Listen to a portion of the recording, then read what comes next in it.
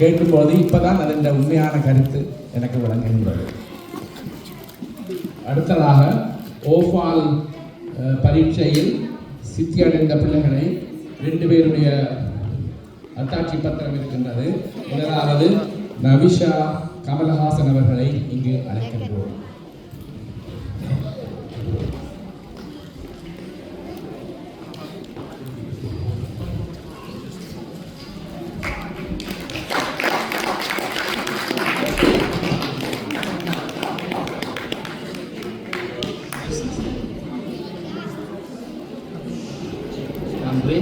அடுத்ததாக சயந்தினி கமல்ஹாசன்.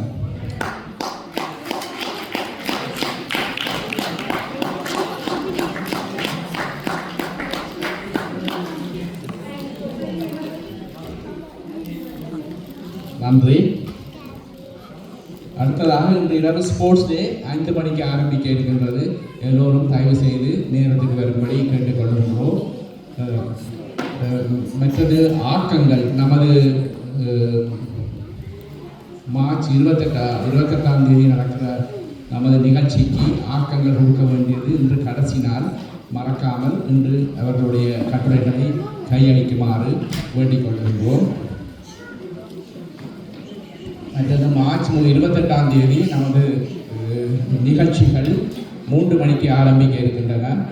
எங்களுக்கு உதவிகள் தேவைப்படுகின்றன. அதாவது மேடை அலங்காரம், ஹோல் அலங்காரம், இதற்கு நமக்கு ஆட்கள் தேவை. யாராவது இருந்தால் முன்வந்து எங்களிடம் பெயரை கொடுக்கவும். ஏனென்றால் இந்த 40வது ஆண்டு விழா மிகவும் நன்றாக செய்ய நாங்கள் உத்தேசித்திருக்கின்றோம். அப்போ அலங்காரங்களுக்கு உங்கள் உதவி கிடைத்தால் மிகவும் நன்றாக இருக்கும். வேறு எதுவும் நீங்கள் உதவி செய்ய விரும்பினால் எங்களை தொடர்பு கொள்ளவும் மிகவும் நன்றியாக இருக்கும்.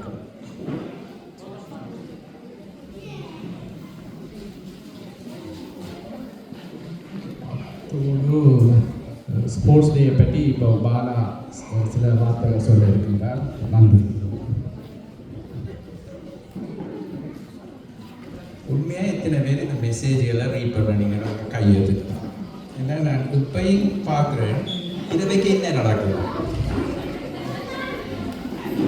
இரவைக்கு என்ன நடக்குதுன்னா 3 அசம்பிளியாக கண்டினியூஸாக சொல்கிறேன். அதோட இன்ஃபர்மேஷன் முழுக்க ஃப்ளையர் டிஸ்ட்ரிபியூட் பண்ணுறோம். இதை விட நாங்கள் இல்லை, நீங்கள் உங்களுக்கு மெசேஜ் ரீட் பண்ணுற டைம் இல்லையா, இல்லாட்டி டூ மெனி மெசேஜஸ் வருதா, இல்லை நாங்கள் இதை ரெக்டிஃபை பண்ணணும். இது மட்டும் இல்லை, எல்லாமே இப்படி தான் வருது. Actually too many messages, too many messages, right. ஒரு இன்ஃபோ மெட்டாக்கள் ரீட் பண்ணுறேன் இல்லையா. எத்தனை பேருக்கு தெரியும் இரவைக்கு ஆக்சுவலி ஸ்போர்ட்ஸ் நைட் தானே? ப்ளீஸ் கையாத்துங்க.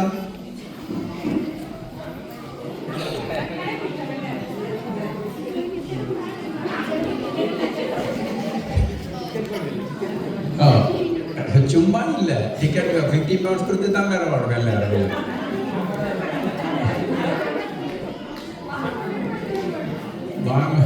வாங்கன்னா சும்மா வரல, காசு எடுத்து தானே வாங்க. சாப்பாடு இருக்கு, ரூபி கேட்டரிங் சாப்பாடு. So anyway, please try to attend that. Okay, thank you.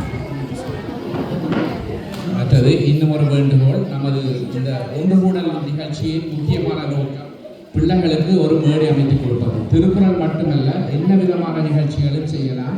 நீங்கள் எங்களுடன் வந்து தொடர்பு கொள்ளுங்கள். அதாவது பாடசாலையில் செய்கிற ப்ரோக்ராம் எதுவும் தமிழாக இருந்தால் நன்றாக இருக்கும். நடனமோ இல்லை ஒரு பாட்டோ இல்லை சின்ன பிள்ளைகள பாடு எதுவும் நீங்கள் ஆசிரியர் மூலமாகவும் பெறலாம். இல்லை என்றால் என்னையோ யாரையோ இங்கே தொடர்பு கொண்டால் நாங்கள் குழந்தைகளுக்காக உங்களுக்கு ஒரு மேடை அமைக்கிறதுக்காகத்தான் ஒவ்வொரு வாரமும் நமது ஒன்று கூட செய்கின்றோம். அதனால் நீங்கள் ஒவ்வொரு இந்த பிள்ளைகளும் ஏதோ ஒரு ப்ரோக்ராம் இங்கே ஏதோ ஒரு நிகழ்ச்சிக்கு இங்கே வந்து செய்து கொள்ளலாம். அத்தோடு தனிய திருக்குறள் மட்டுமல்லாது எது நிகழ்ச்சிக்கும் நாங்கள் தயாராக இருக்கிறோம். இதுக்கும் எங்களை தொடர்பு கொள்ளுங்கள். இது குழந்தைகளுக்கான மேடை. இதோடு நம்ம இன்று ஒன்று கூட பாடசாலை கீதத்தோடு முடிவடைகின்றது. பாடசாலை கீதம் பாடுகின்றோம்.